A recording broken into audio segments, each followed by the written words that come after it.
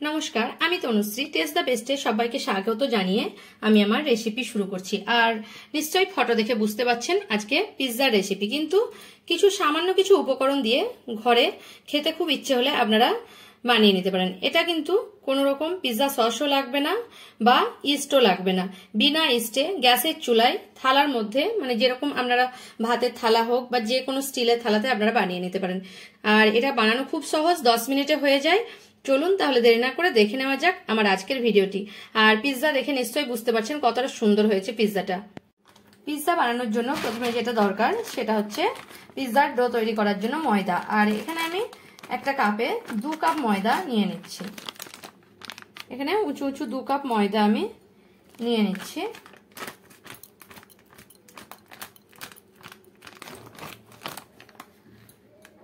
দু কাপ ময়দা নিয়ে নিলাম, একটা চা খাওয়ার কাপে। আপনারা যে কোনো কাপে মেপে ময়দাটা নিতে পারেন।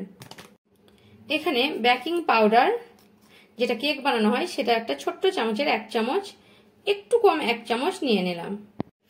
বেকিং সোডা এটা নিয়ে নিয়েছি অল্প একটু, চামচের আগাতে, মানে হাফ চামচেরও তার হাফ, দেখলে নিশ্চয়ই বুঝতে পারছেন হাফ চামচের কম, এইটুকু বেকিং সোডা নিয়ে নিচ্ছি। দিয়ে দিচ্ছি অল্প পরিমাণে একটু নুন, খুব কম পরিমাণে। দিয়ে দিচ্ছি সাদা তেল 2 চামচ পরিমাণে। আর এখানে দিয়ে দেব টক দই, এই চামচের নর্মাল এভাবে উঁচু উঁচু করে 3 চামচ টক দই আমি দিয়ে দিচ্ছি।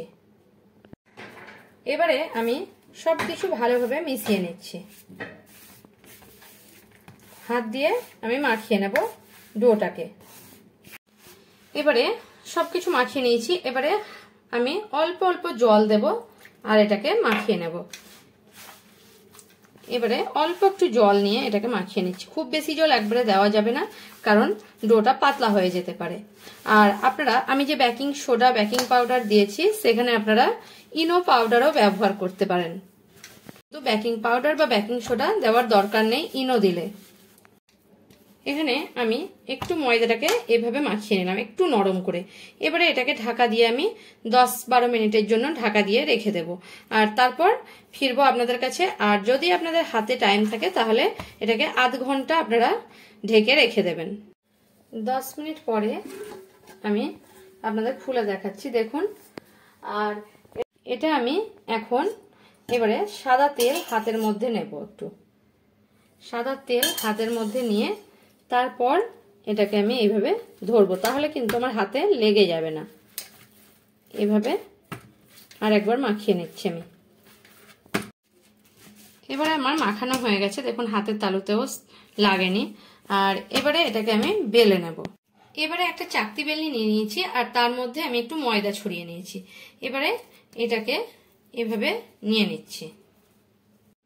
তারপর এটাকে আমি বেলনা দিয়ে ধীরে ধীরে বেলে নিচ্ছি। এভাবে আমি এটাকে বেলে নিচ্ছি, একটু বড় করে বেলে নেব। আর এটা আমি স্টিলের থালাতে আপনাদের গ্যাসে বানিয়ে দেখাবো। পিৎজাটা খুব সিম্পল ভাবে বানিয়ে দেখাবো, বাড়িতে যে কেউ খুব কম টাইমের মধ্যে আপনারা খেতে ইচ্ছে হলে বানিয়ে নিতে পারেন। এভাবে আমি বেলে নিলাম, থিকনেসটা আমার ঠিক এতটুকু থাকবে। এখানে একটা স্টিলের থালা নিয়ে নিয়েছি, নর্মাল আপনারা যে কোনো থালা নিতে পারেন। এবারে একটু বাটার লাগিয়ে নিচ্ছি নিচেরটাই। আপনাদের কাছে যদি বাটার অ্যাভেলেবেল না থাকে, আমি সবার জন্য বলছি, তাহলে আপনারা সাদা তেল একটু লাগিয়ে নিতে পারেন। এবারে থালার মধ্যে আমি বেলেছিলাম যেটা, সেটা এভাবে বসিয়ে নিচ্ছি। আর এগুলোকে একটু চিপে চিপে এভাবে টেনে টেনে দিলেই লেগে যাবে। এখানে একটু দাবিয়ে দাবিয়ে দিচ্ছি, সাইডটা এভাবে দাবিয়ে দিচ্ছি। এবারে থালার মধ্যে নিয়ে নিয়েছি। এখন আমি এখানে টমেটো সস দিয়ে পিৎজাটা আজকে তৈরি করব। আমার কিন্তু পিৎজা সস বানানোর বা পিৎজার রেসিপি আগেও আমার ভিডিওতে আছে, 2-1টা পিৎজা সস কিভাবে বানাই আমি ঘরে, সেটাও আছে। আপনারা গিয়ে চ্যানেলে গিয়ে দেখে নিতে পারেন। এভাবে আমি পিৎজার সসটা একটু দিয়ে দিলাম। এখন আমি পিৎজার সস নয়, টমেটো সসটা দিয়ে দিলাম। আর এবারে একটু ফুটো করে দেব আমি এরকম কাটা চামচের সাহায্যে। প্রথমে এবারে একটা চামচ নিয়ে নিয়েছি, আমি একদম সিম্পল ভাবে বানাচ্ছি, সেই কারণে আপনাদের দেখাচ্ছি ঘরের সাধারণ জিনিস দিয়ে কিভাবে ঘরে পিৎজা তৈরি করা যায় গ্যাসের চুলায়। এইভাবে টমেটো সসটা চারিদিকে আমি নিয়ে নিচ্ছি। এখন আমার মনে হচ্ছে আরেকটু টমেটো সস লাগবে, তাই আমি আরেকটু টমেটো সস দিয়ে দিচ্ছি। এবারে সসটা লাগিয়ে নিয়েছি। আর ভেজ পিৎজা তাই আমি কিছু সবজি নিয়ে নিয়েছি, ক্যাপসিকাম, এভাবে অল্প একটু ক্যাপসিকাম এভাবে লম্বা লম্বা করে কেটে নিয়েছি, একটু টমেটো কেটে নিয়েছি, একটু পেঁয়াজ কেটে নিয়েছি। এবারে একটা আমি কিউব চিজ নিয়ে নিয়েছি, এটা গ্রেটারের সাহায্যে এভাবে আমি গ্রেট করে নেব। এটা আমি সবজি দিয়ে করছি, হয়তো চিজ ছাড়াও পিৎজা হয়, অনেক সময় ঘরে হোয়াইট সস দিয়ে ভেজ পিৎজা বানানো যায়। যাদের চিজটা হাতের কাছে অ্যাভেলেবেল থাকে না তারা হোয়াইট সস দিয়েও বানিয়ে নিতে পারেন, কিন্তু আমি চিজটা দিচ্ছি যেহেতু ভেজ কিচ্ছু না দিলে ভালো লাগবে না, তাই আমি এই চিজটা ব্যবহার করছি। এভাবে আমি কিউব চিজ দুটো দিয়ে দিচ্ছি। এখানে চিজগুলো আমি দিয়ে নিয়েছি, দুটো চিজের মধ্যে আমি অল্প একটু রেখে দিয়েছি উপরে দেওয়ার জন্য। আর এটা আমার ঘরে ছিল স্লাইস চিজ, তাই আমি দিয়ে দেব, আপনারা এটা দেওয়ার কোনো দরকার নেই। এবারে আমি এখানে সাজিয়ে নিচ্ছি ক্যাপসিকাম, টমেটো, ক্যাপসিকাম, একটা করে পেঁয়াজ, এভাবে যে যেরকম ভাবে সাজাতে পারেন সেভাবে সাজিয়ে নিতে পারেন। এভাবে আমি পুরোটা সাজিয়ে নিচ্ছি। এভাবে আমি পিৎজাটাকে সাজিয়ে নিয়েছি।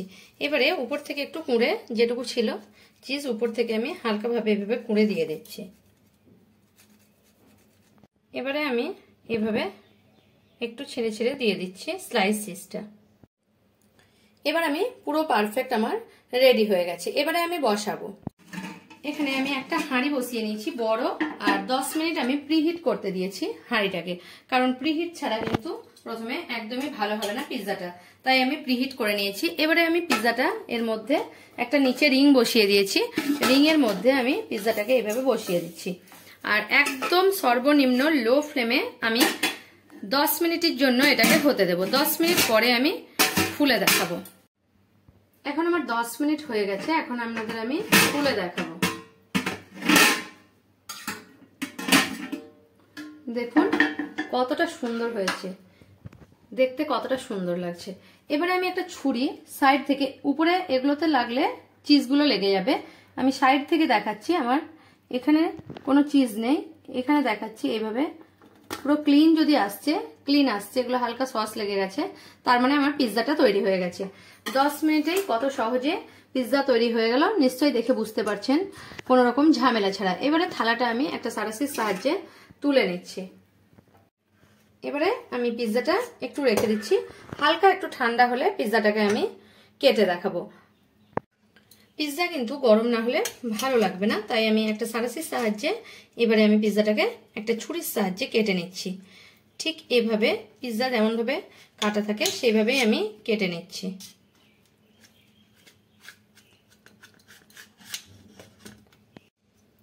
এভাবে কোনাকুনি আবার আমি ছুরির সাহায্যে দিয়ে দিচ্ছি। এবারে আপনাদের একটা উঠিয়ে দেখাচ্ছি আমি পিৎজাটা আমার কতটা সুন্দর হয়েছে। দেখুন সাইড থেকে দেখাচ্ছি কতটা সুন্দর হয়েছে। আমার ভিডিও যদি আপনাদের ভালো লেগে থাকে তাহলে আমার চ্যানেলকে সাবস্ক্রাইব করার অনুরোধ রইল, আর কমেন্ট করে জানাবেন রেসিপিটা আপনাদের কেমন লাগলো।